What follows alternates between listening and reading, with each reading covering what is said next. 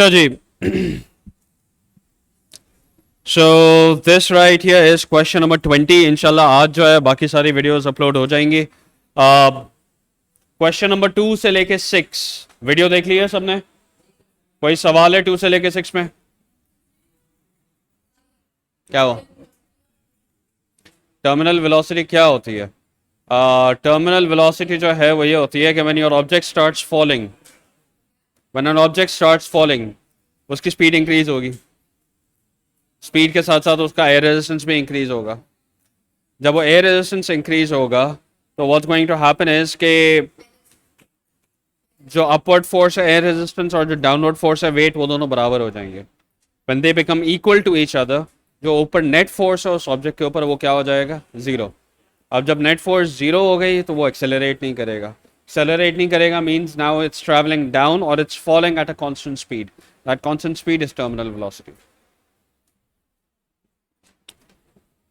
ठीक है. अच्छा, so now question number 20. Figure 10.1 shows horizontal forces as the cyclist travel forward. The cyclist produces a driving force that acts on the back wheel. In the question, you may ignore any frictional force on the front wheel. ठीक है.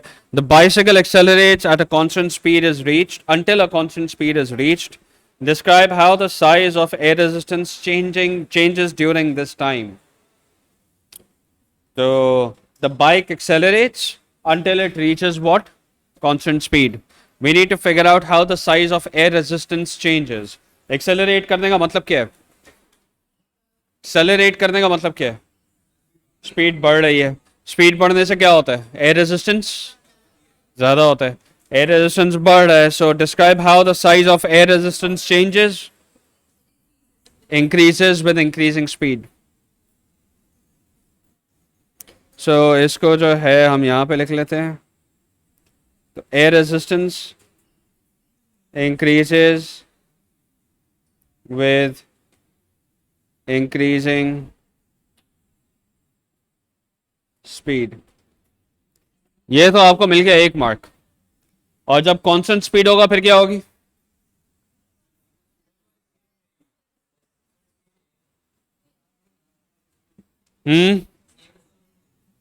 फिर constant हो जाएगा. So the question says describe how the size of air resistance changes during this time. तो पहले air resistance क्या था?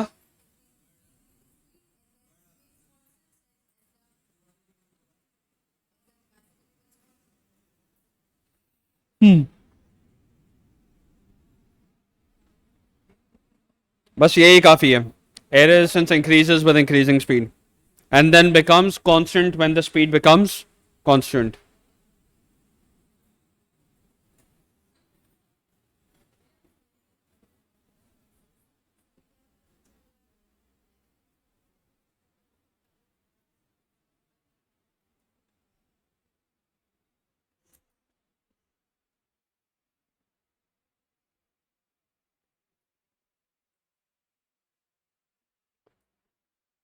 सही है. So air resistance increase हो रहा है और फिर eventually क्या हो जाता है? Constant हो जाता है. Compare the size of the two horizontal forces when the bicycle is accelerating. तो driving force and air resistance. Accelerate करने के लिए आपके पास जो driving force है वो ज़्यादा होगा या कम होगा air resistance से? So आप यहाँ पे simple सा statement लिख लो. Driving force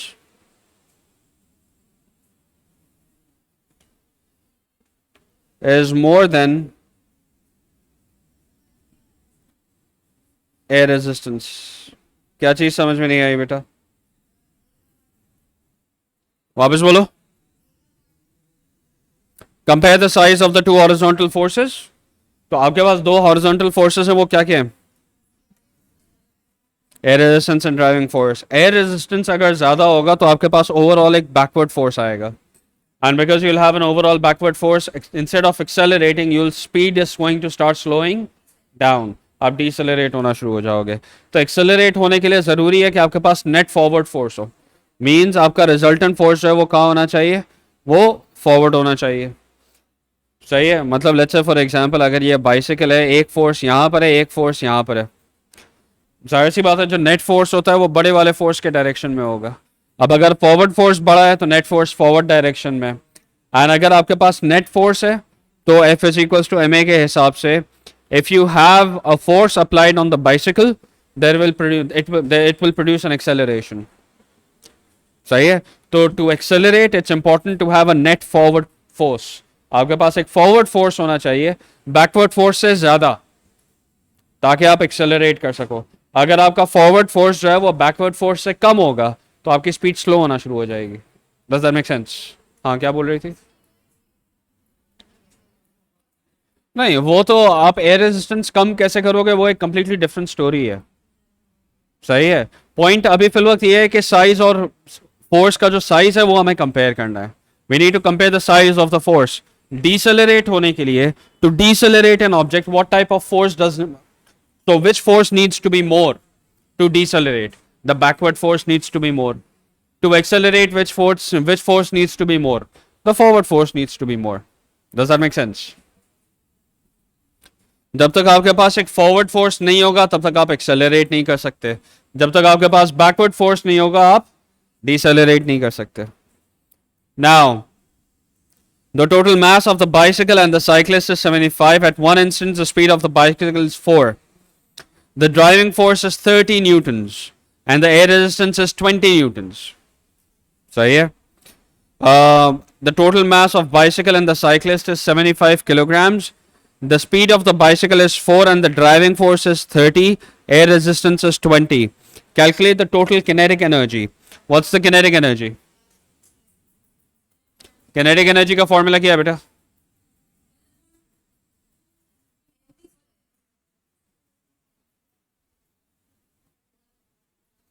So half into m. M कितना है? That's 75. V कितनी है? That's 4. 4 का स्क्वायर कितना होता है? 16. कैंसिल होके 8 हो जाएगा. That should give you 600 joules. ठीक है. So that right there is going to be 600 joules. All right. Clear है? Acha, now the question says to calculate the acceleration of the bicycle and the cyclist. Acceleration हम कैसे निकालेंगे? How do we figure out the acceleration? Final minus initial upon time. Final क्या है? Initial क्या speed है?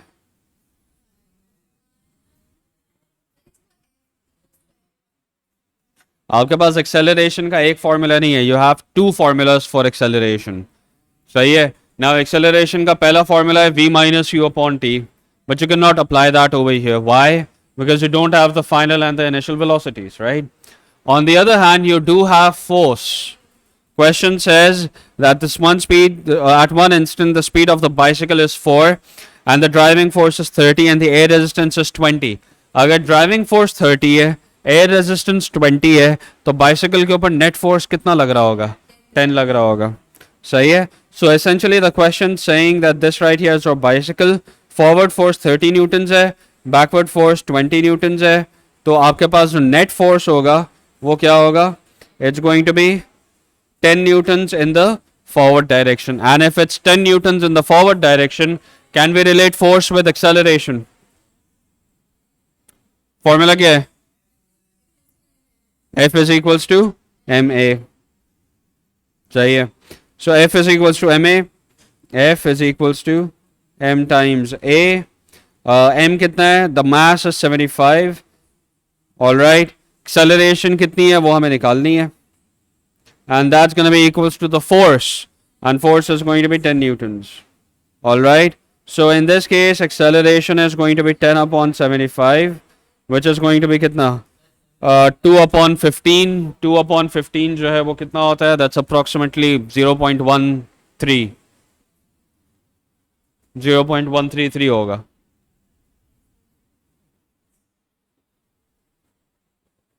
Meters per second squared.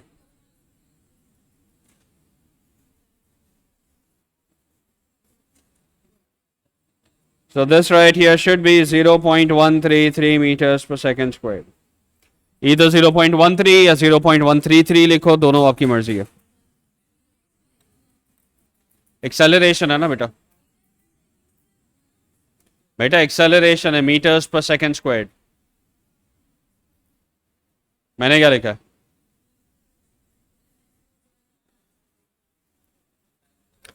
ये कहानी clear है बेटा? Everyone's good with this?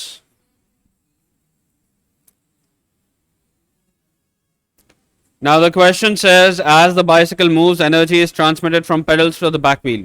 Figure 10.2 shows what happens to the energy input.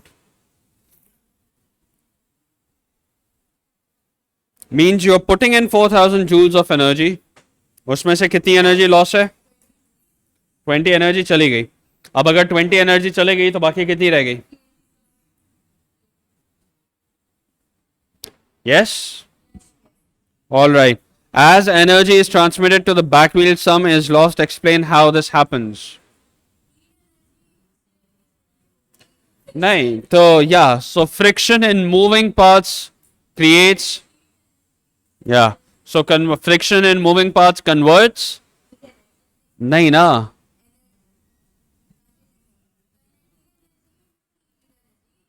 kinetic वगैरह नहीं बोलो, it just converts input energy into heat energy.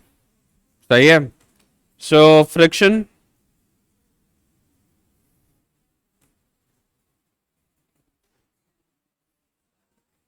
causes energy, friction in moving parts,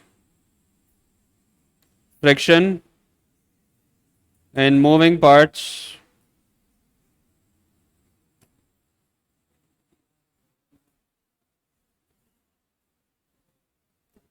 causes loss of energy in the form of heat energy. So friction in moving parts causes loss of energy in the form of heat energy. That should be your answer. Calculate the efficiency of the bicycle. Efficiency का formula मैंने कल आप लोगों के साथ discuss किया था. Input upon output तो है, बट छोटी अपॉन बड़ी वैल्यू. यहां पे छोटी वैल्यू कौन सी है? हाँ हाँ, मल्टीप्लाई 100. तो छोटी वैल्यू कौन सी है? 20. बड़ी वैल्यू कौन सी है? गलत. छोटी वैल्यू जो है वो it's output upon input, right? So again 380 upon 400. सही है जी. And that right there is going to be into 100. आपका आंसर हो जाएगा 97.5%.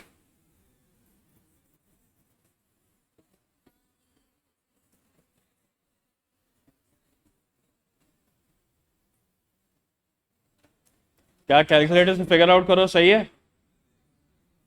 97.5 है या 95 है? 95 है ना. 39 97.5 होगा या 95 होगा? क्या हुआ?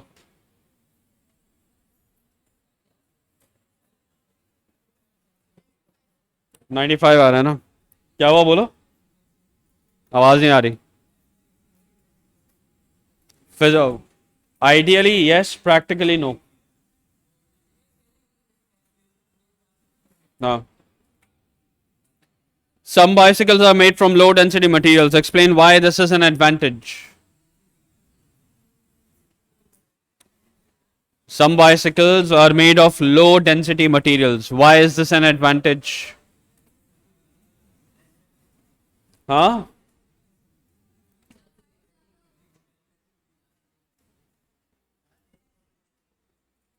Number one, less friction. Number two, less weight.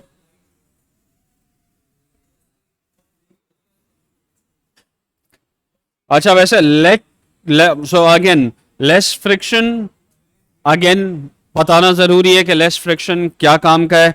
You need to mention why is it an advantage. तो less friction तो बोल दिया.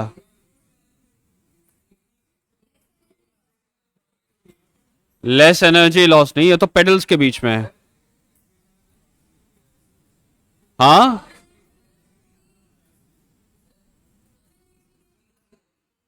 स्पीड इंक्रीज हो जाएगी। तो फ्रिक्शन कम होने से मैं ये कहूंगा, what I would say is कि फ्रिक्शन कम होने से आपकी टॉप स्पीड इंक्रीज हो जाती है। फ्रिक्शन कम होने से क्या इंक्रीज हो जाता है? टॉप स्पीड इंक्रीज हो जाती है।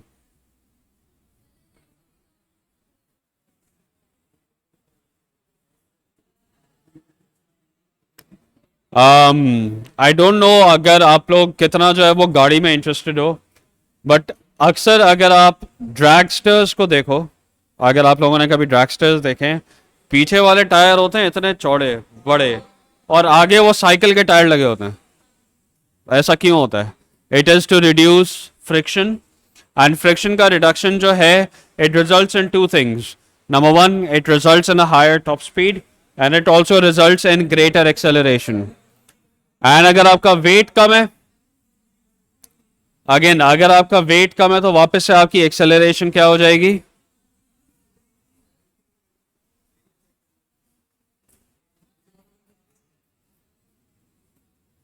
जी मीशम बोलो बेटा। हाँ, टायर का एरिया कॉन्टैक्ट सरफेस कम हो जाता है ना बेटा। कॉन्टैक्ट सरफेस कम है तो फ्रिक्शन कम होगा। आपके पास आगे अगर बड़े टायर्स होंगे तो आपका कॉन्टैक्ट सरफेस एरिया बढ़ जाएगा ना। आगे अगर पतले से टायर्स होंगे तो contact, think about it this way, गाड़ी को एक्सेलरेट करना आसान, बाइक को एक्सेलरेट करना मुश्किल क्यों है? गाड़ी जो है वो, if you accelerate a car, ठीक है, if you accelerate a car it's easier, कोई फर्क, कोई मसला नहीं है। If you try and accelerate a bike, bike जो है वो फौरन क्या करती है? स्किड करती है। Why is that? बिकॉज गाड़ी के टायर में और बाइक के टायर में थिकनेस का फर्क होता है। जो आपके गाड़ी के टायर्स होते हैं वो नंबर वन, दो टायर्स एक्सेलरेट कर रहे होते हैं, उनकी कंबाइंड थिकनेस काफ़ी ज़्यादा होती है। बाइक में सिर्फ एक टायर एक्सेलरेट करता है, पीछे वाला, उसकी थिकनेस कम होती है, फ्रिक्शन कम होता है, फ्रिक्शन कम होता है तो उससे एक्सेलरेशन में मसला आता है, आपका टायर स्किड कर जाता है। सही है। तो अगेन आपका कॉन्टैक्ट सरफेस जितना कम होगा उतना आपका फ्रिक्शन कम होगा, आपका कॉन्टैक्ट सरफेस जितना ज्यादा होगा उतना फ्रिक्शन ज्यादा होगा। Yes yes. आपकी जो स्पोर्ट्स कार्स होती हैं, if you look at sports cars usually जो परफॉर्मेंस बेस्ड स्पोर्ट्स कार्स होती हैं, ड्रैगस्टर्स की बात नहीं कर रहा। ड्रैगस्टर्स का क्या होता है?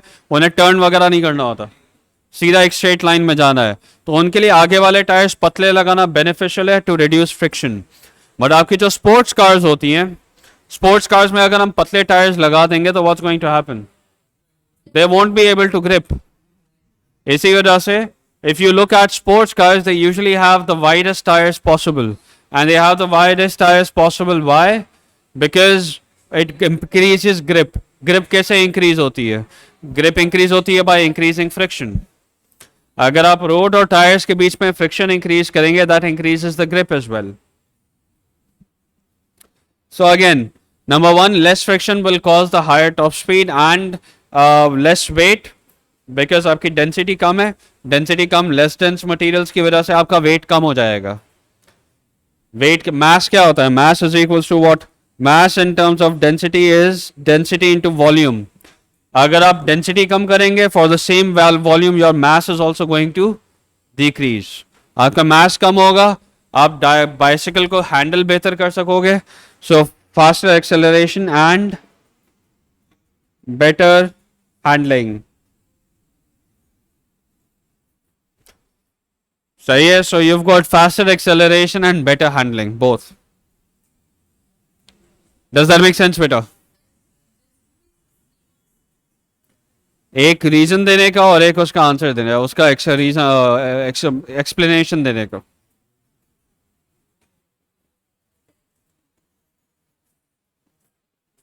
बाकी अगर हम यहाँ पे तीसरा पॉइंट ऐड करना चाहें तो क्या होगा? वो हम ऑलरेडी ऐड कर चुके हैं, बेटर हैंडलिंग।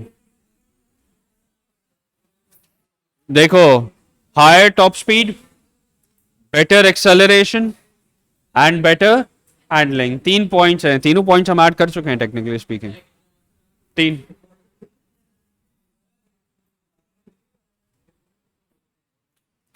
जी बेटा।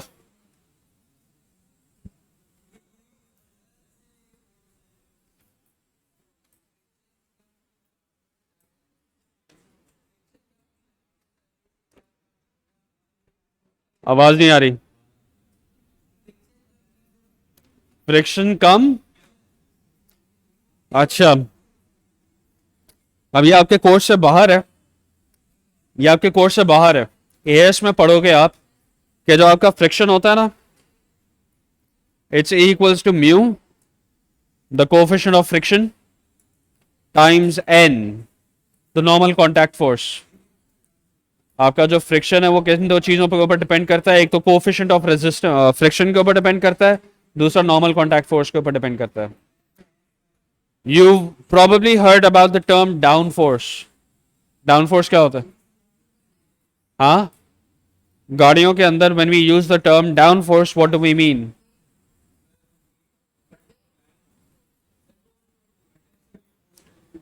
Yes, so the way your splitters and जो आपका पीछे क्या होता है?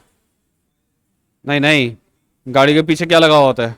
डिग्गी के ऊपर क्या लगा हुआ होता है? Spoiler. The way your splitters, spoilers and diffusers are made इस ताकि एयर रेजिस्टेंस इंक्रीज हो। इसको हम टेक्निकली एयर रेजिस्टेंस नहीं कहते, we call it drag force. Drag force increase हो।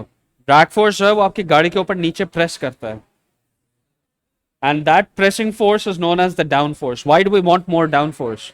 वो डाउन फोर्स जो है वो इस नॉर्मल कॉन्टैक्ट फोर्स के ऊपर ऐड हो जाता है। नॉर्मल कॉन्टैक्ट फोर्स तो गाड़ी का फिक्स रहेगा क्योंकि गाड़ी का वेट फिक्स्ड है, and then we add more down force on it. तो जो टोटल डाउनवर्ड फोर्स ऐड होगा तो it's going to be multiplied by the coefficient of friction, और आपका फ्रिक्शन क्या हो जाएगा? इंक्रीज हो जाएगा। तो again coming back to the question, अगर आप लेस डेंस मटेरियल्स यूज कर रहे हैं तो आपका मास कम हो जाएगा। मास कम होगा तो वेट कम होगा, वेट कम होगा तो ये डाउनवर्ड फोर्स क्या हो जाएगा? कम हो जाएगा, और उससे आपका फ्रिक्शन कम होगा। बट ये आपके कोर्स में नहीं है, ये आपके एएस में है। अब तो शायद एएस में भी निकाल दिए। हाँ, वो लेकिन टॉप स्पीड तो ज्यादा हो गई ना।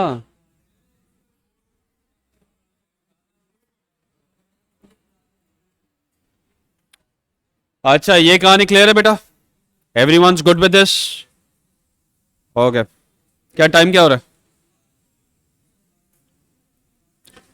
Question number 21। ऑलराइट, अब आप अंदाजा लगाओ कि हर दूसरा क्वेश्चन जो है वो कहीं ना कहीं जाके किनेमैटिक्स के साथ और इसके फॉर्मूलाज वगैरह कहीं ना कहीं जाके एनर्जी किनेमैटिक्स बीच में आ ही रहे हैं। पूरा यूनिट 1 इससे भरा हुआ है। तो मेक श्योर कि ये किनेमैटिक्स और ये सारी चीज़ें जो है वो आपकी क्लियर हों। अच्छा, कल जो है क्वेश्चंस 2 से लेकर 10 आप लोगों ने किए में, राइट? हाँ, 2 से लेकर 6 तक आप लोगों ने किए में। कल मैंने, हाँ, 9 तक करा है, और 10 की वीडियो मैं अभी अपलोड कर दूंगा। सही है। What you need to do is, आप लोगों ने क्वेश्चंस करने हैं। कल टेस्ट जो है वो होगा of questions in between 2 and 10।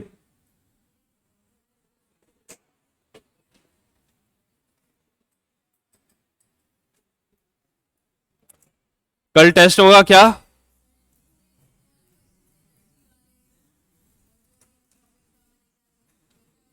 जो क्वेश्चन नंबर 2 है और जो क्वेश्चन नंबर 10 है, उसमें से कोई भी 2 सवाल का टेस्ट है।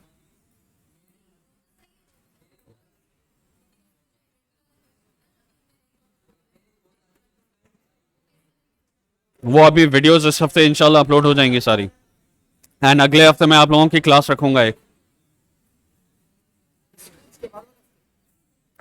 अगले हफ्ते मंडे ट्यूसडे। आप लोगों के पास फिजिक्स से पहले वीकेंड भी है ना? 8th और 9th को आपका फिजिक्स नहीं है, उसके बाद सैटरडे संडे आपके पास है, और उसके बाद आपका फिजिक्स है। हाँ,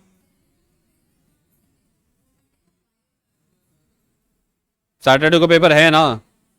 तो ठीक है। बट खैर एनीवेज मंडे ट्यूसडे या वेनेसडे वाले दिन जो है मैं आप लोगों को बुला लूंगा, प्रॉबली वेनेसडे वाले दिन। असल में I would want you to come tomorrow, but कल अम्मी का अपॉइंटमेंट है डॉक्टर का, तो मुझे अम्मी को लेके जाना है।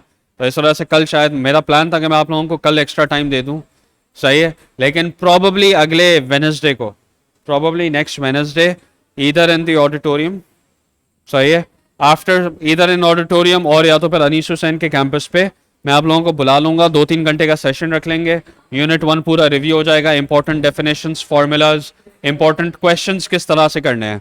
बहुत ज़्यादा थियोरेटिकल अभी नहीं जाना तैयारी में, क्योंकि मैं आप लोग, अगर आपने सबसे पहले पहले क्वेश्चंस की वीडियोस अगर आपने देखी हैं 2 से लेके 6 की, तो उसमें मैंने स्पेसिफिकली बताया है कि यार देखो, आपका जो मिड टर्म का एग्ज़ाम है उसमें से थ्योरी मैंने हत्तल इम्कान कोशिश की है कि मैं सारी थ्योरी जो है वो क्या कर दूं, साइड पे कर दूं, सही है। हाँ, डेफिनेशंस आएंगी, लॉज आ जाएंगे, क्या हुआ,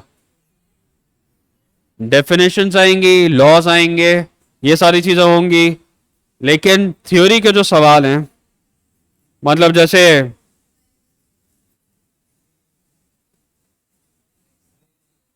ये जो एक्सप्लेन वाले सवाल है, state what is meant by limit of proportionality, अभी यही वाला सवाल किया ना, जैसे ये आपका थ्योरी का सवाल है, some bicycles are made from low density, explain why this is an advantage, ये थ्योरी का सवाल है। इस तरह के सवाल मैंने निकाल दिए हैं, हत्तल इम्कान कोशिश की है कि मैं इस तरह के सवाल जो है वो क्या कर दूं, निकाल दूं, तो ज़्यादातर न्यूमेरिकल्स ही रखे हैं मैंने, सही है। तो फॉर्मूलाज के ऊपर फोकस करो, ग्राफ्स के ऊपर फोकस करो, किनेमैटिक्स के ऊपर फोकस करो, डेफिनेशंस और लॉज जो है उनकी एक लिस्ट बनाओ, यूनिट 1 यूनिट 4 की, वो बैठ के लिस्ट याद करो, सही है। तो ये काम करने बहुत जरूरी है, ठीक है ना। देखो, अब देखो पूरा का, लिसन लिसन एवरीवन, मैं आप लोगों को पूरा रिव्यू कराऊंगा ना, वैसे फॉर एग्जांपल 3-4 घंटे का हम लोग सेशन रखते हैं, रखेंगे, उसका फायदा जो है वो 0% होगा। उसका रीजन क्या है, पढ़ क्यों रहे हो मिड टर्म के लिए, सुनो तो सही, पढ़ क्यों रहे हो, या अगर आप 3-4 घंटे का सेशन लेंगे किस चीज़ के लिए लेंगे, मिड टर्म के लिए लेंगे। हम लोग उसमें देखेंगे क्या, पूरा का पूरा थ्योरी देखेंगे, मिड टर्म में थ्योरी आ रही है, नहीं आ रही है, फायदा, जिस पार्ट का मसला है वो मैंने पूरा पार्ट जो है वो क्या कर दिया है, हाँ, मैंने अभी आज ब्लॉक एच में चैलेंज दिया है, ब्लॉक एज में ये जो मैंने अभी आप लोगों को बोला ना 2 से लेके 10 क्वेश्चंस हैं, मैंने ब्लॉक एज में चैलेंज दिया है, आज का टाइम है 2 से लेके 10 प्रिपेयर करो, घर पे जाओ रट्टे मारो, जो करना है करो, कल फिर भी 10 से 15 बच्चे फेल होंगे, पास होके दिखाओ, हाँ, नहीं कुछ भी नहीं मिलेगा, मुझे हराने से बढ़ के क्या चाहिए, हाँ, तो मैंने आई आई चैलेंज देम, क्या सारे के सारे पास होके दिखाओ, कल होगा ना टेस्ट,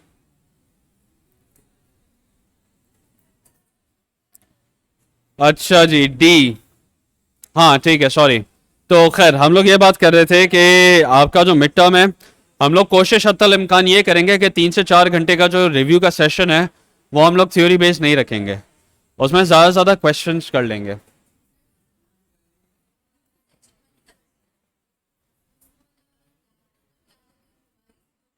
वापस बोलो,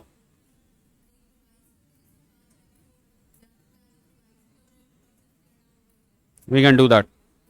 बाकी फिर जब आपके प्री मॉक्स होंगे तो प्री मॉक्स से पहले हम एक प्रॉपर, क्योंकि उस वक्त तक सारी वीडियोस लग चुकी होंगी, तो उसमें ये होगा कि वीडियोस देख के आना, फिर उसके बाद जब रिव्यू करेंगे तो वो बहुत ज़्यादा इफेक्टिव होगा।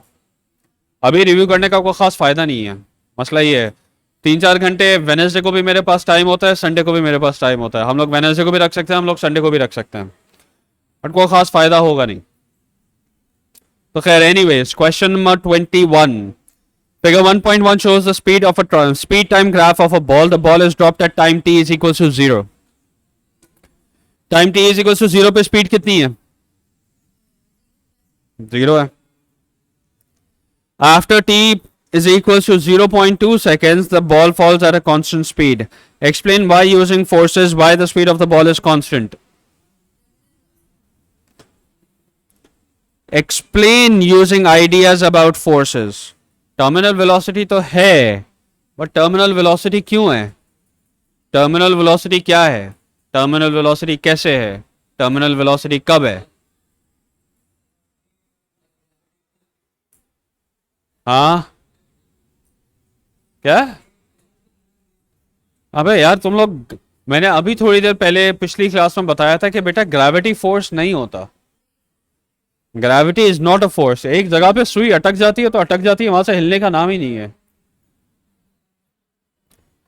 नाउ अभी मैंने एक्सप्लेन किया था कि टर्मिनल वेलोसिटी कब अचीव होती है, जब आपका टोटल डाउनवर्ड फोर्स जो कि आपका वेट है becomes equal to the total upward force जो कि क्या है, एयर रेजिस्टेंस है। So explain with ideas using ideas about forces. तो total आप एक मार्क का है, तो what are you going to say? Total upward force, air resistance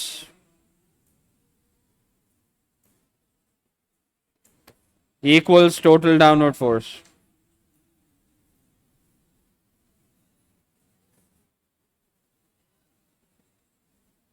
And ये downward force क्या है? That's the weight. सही है? That is why the speed of the ball is constant. So no resultant force.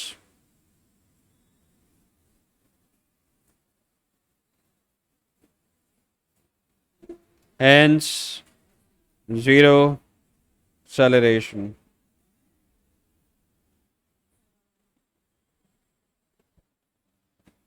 No resultant force, zero acceleration.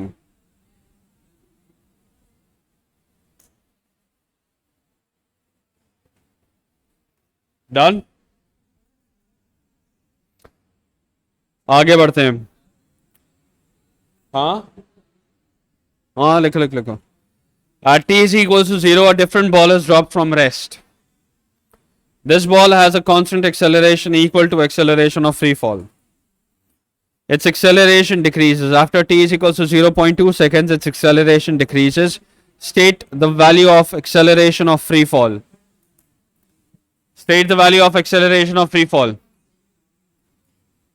अरे value बतानी है बेटा, constant क्या बोल रही हो? What's the value of g?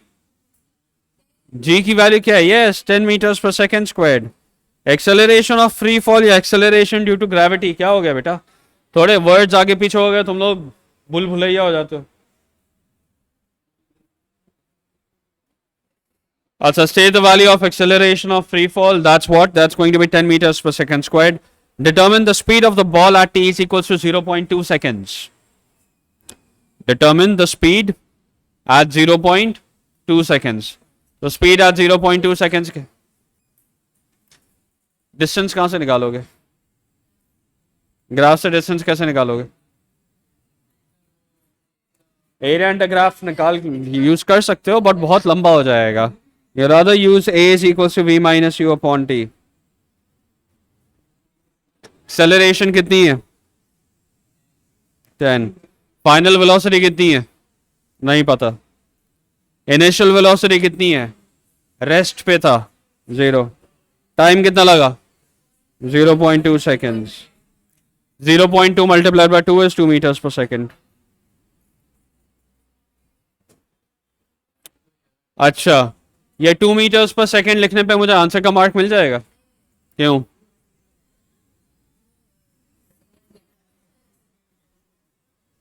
.0. The correct answer would be 2.0 meters per second. ये कहानी क्लियर है बेटा? क्या टाइम क्या हो रहा है? बहुत टाइम है। On figure 1.1, draw the speed time graph for the second ball from 0 to 0.28. ठीक है, 0 से लेकर 0.28 तक का ग्राफ बनाना है। हमें पता है कि वो 0.2 तक तो एक्सेलरेट कर रहा है, एंड 0.2 के ऊपर इसकी जो स्पीड है वो कितनी है? That's this right here. So I'm going to go like this. Accelerate कर रहा है, एंड देन उसके बाद उसके बाद क्या होना शुरू हो जाएगा? एक्सेलरेशन रिड्यूस होना शुरू हो जाएगी। तो उसके बाद you are gonna get a curve downwards.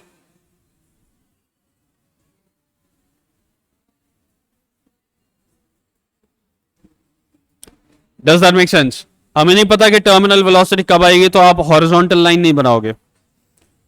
We don't know when the terminal velocity is going to be achieved, तो इस वजह से we are not going to draw the terminal velocity either.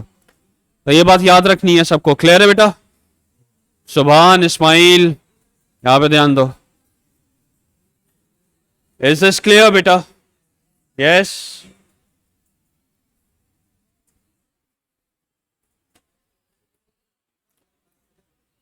अच्छा जी. Then we've got question 22. Figure 2.1 shows a weight of 4 newtons attached to a spring. The unstretched length of the spring is 8 with 4 newtons weight attached to the spring and the length is 14 newtons. The spring is within limit of proportionality. मतलब 4 Newton का wait लगाने पे आपका spring की length जो है वो कहां से कहां पहुंच गई? Your spring's length goes from 8 centimeters to 14 centimeters. State what is meant by limit of proportionality.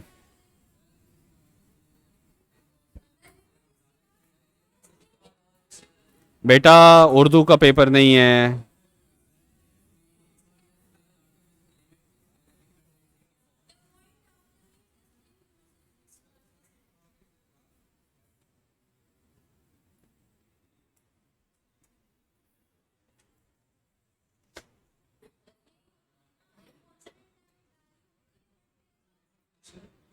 वो क्या हो जाती है अचानक से? क्या हो जाती है? So again, that's why I'm saying इस तरह की definitions बहुत होंगी पेपर के अंदर. याद रखो definitions के फजूल के 15 के करीब मार्क्स आप लोगों के चले जाएंगे अगर definitions याद नहीं होंगी तो. या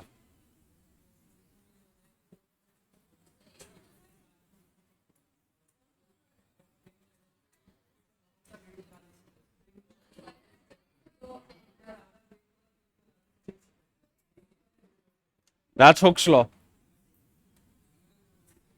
Limit of proportionality is the force. सही है. It is the force after which the spring will become permanently deformed.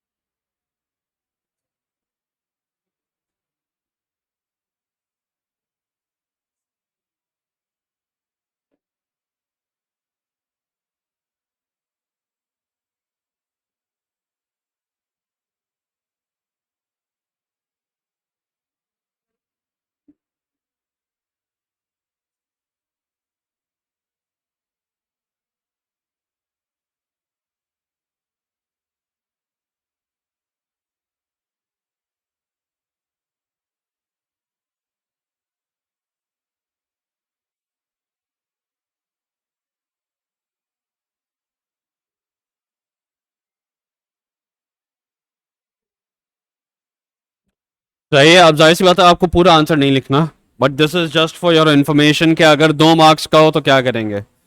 सही है. So you are either going to say that it is the force after which your spring becomes permanently deformed. अब या तो फिर ये लिखोगे, या तो फिर you can also say that the force after which the spring no longer obeys Hooke's law. You can also write it is the force after which the extension is no longer proportional to the applied force. तो again बहुत सारी definitions हैं इसकी. घर पे जाके आप एक बार जब सुकून से देखेंगे, इसकी डेफिनेशंस को लिखेंगे तो याद रहेगा.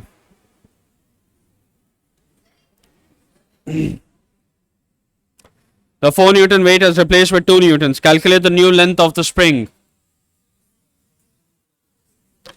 फॉर्मूला के बगैर भी कर सकते हैं. फॉर्मूला के बगैर कैसे करोगे? Again you can use direct proportions. भाई अगर 4 न्यूटन के वेट पे एक्सटेंशन कितना था?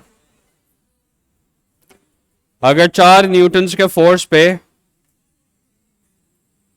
एक्सटेंशन वॉज 6 सेंटीमीटर्स, 8 से लेके 14 एक्सटेंशन कितना बनता है?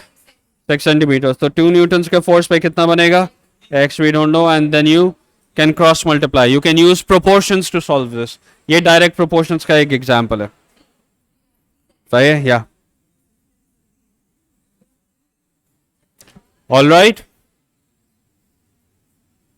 Okay, next. Describe how the apparatus in 2.1 can be used to obtain readings to plot an extension load graph. So how can we use this equipment to plot an extension load graph?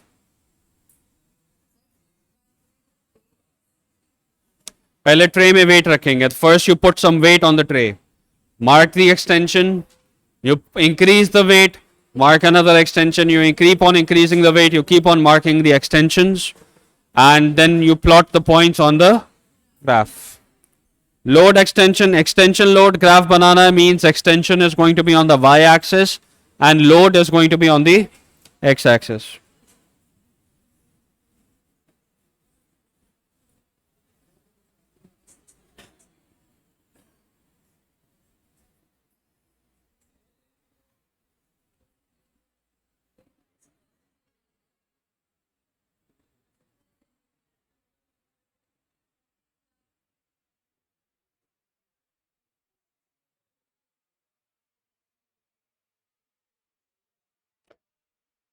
तो आपका सबसे पहला step क्या होगा? Your first step is to measure the initial length और the original length of the spring. सबसे पहले आपने क्या करना है?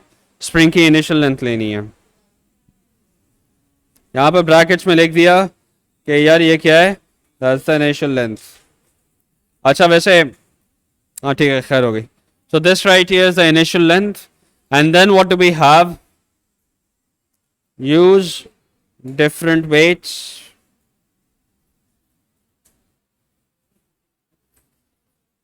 and measure extension. Draw a force and extension table by subtracting final and initial lengths.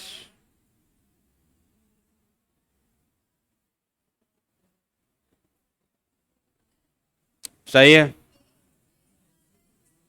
Plot the points on a graph. जी बेटा. And measure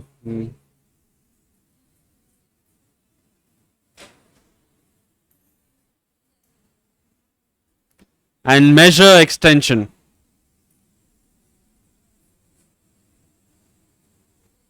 So what are we going to do first? Initial length first. Use different makes to find different extensions. एक extension और load का graph नहीं, पहले table बनाएंगे और फिर table से हम क्या कर लेंगे? ग्राफ बना लेंगे. हाँ पूछा ही नहीं है. Why do we want to mention that? Everyone's good with this? ठीक है, आज के लिए इतना ही है बेटा.